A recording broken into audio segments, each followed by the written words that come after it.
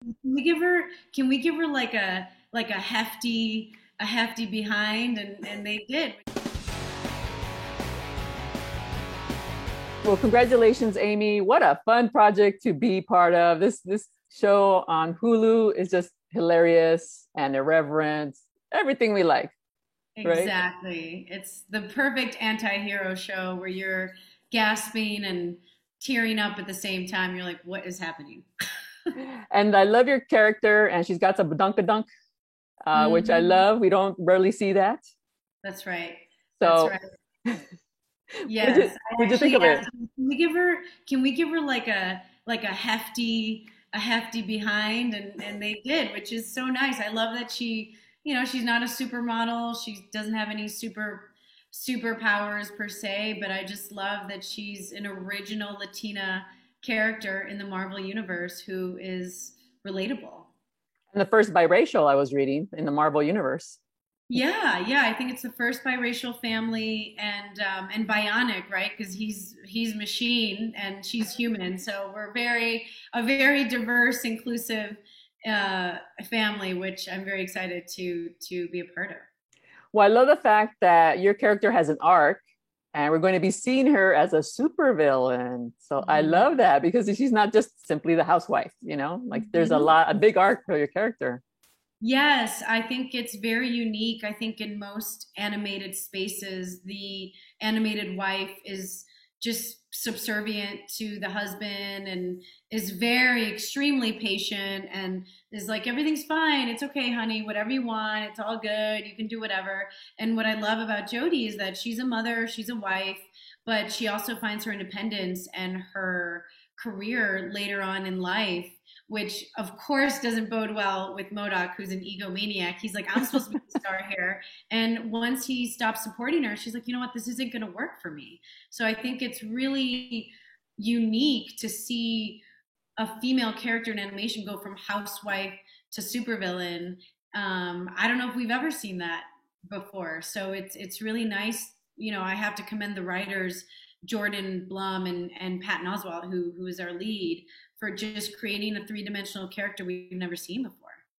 Yeah, and Patton Oswalt is so funny because he's such a big comic book nerd. So this is Mhm. perfect for him, right? Oh my gosh, has an encyclopedic brain when it comes to comics. And what's so nice is that, this isn't something that Marvel brought to them and said, hey, you're a talented writer, you're a talented comedian, can you do this? This is two major geeks who live and breathe comics saying, hey, we want to take an anti villain that Stan Lee created that very few people know about, who floats around in a hover chair with the tiny legs and arms. We want that guy to be the star of the show, and here's why. So, what's so nice is that our creators and our writers are major nerds and fans themselves. So, they are probably their harshest critics, and so they write for themselves and they are the fans. So it's really nice to be in good hands with the people captaining our ship here. And do you have to work alone in the recording booth or do you get to have interactions?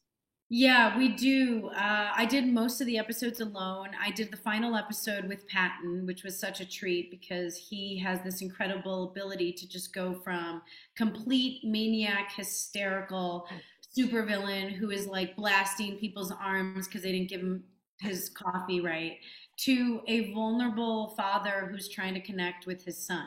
So only Patton Oswald, I think, can, with just his voice, have you root for someone who wants to destroy the planet, because you see his heart and you see that he just gets in his own way. Like, all he wants to do is destroy the world, but he creates a time machine to bring his wife back to their first date. Who's not going to fall in love with that? So Yeah.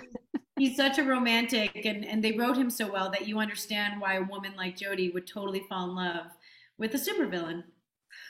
And of course, I got to ask, Dexter's coming back. Is there any part in there for you? No, I wish. Oh, I wish. I know. But Michael will be in it, and he's obviously fantastic. And yeah. I'm just so glad to have been a small part of it, because I think it really is. Talk about a show that started the anti hero Hmm. storytelling. I mean, Sopranos and Dexter, you're like, why am I rooting for a serial killer? Like, oh. because the writing's amazing and Michael C. Hall is incredible. Yeah, I can't wait.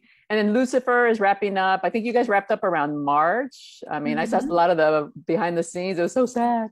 I know. So what do you think you'll miss most about playing Ella Lopez?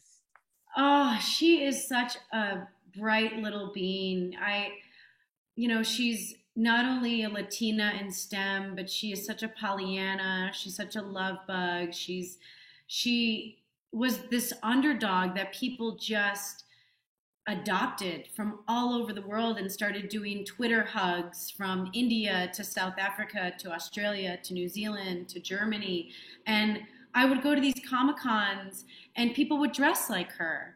And I love that I was in between actresses from the Avengers who could do really cool things. And I would have fans, like I said, from Mexico to Australia to Europe, dressing up like a forensic scientist and saying, hey, I'm majoring in biology because of Ella now, and have teachers say, hey, I actually show my class your lab scenes because you make science cool. So I'm going to miss just what she represents and how she's not judgmental. And obviously I'm going to miss the cast and crew.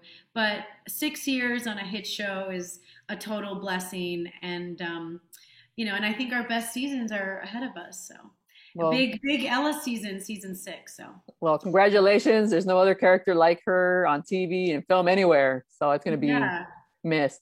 Well, congratulations on all your success. And I hope this show goes on for a couple of seasons. Oh, I appreciate that, Lupe. Thank you so much. Thanks. Bye, Amy. Thank you. Bye. Bye.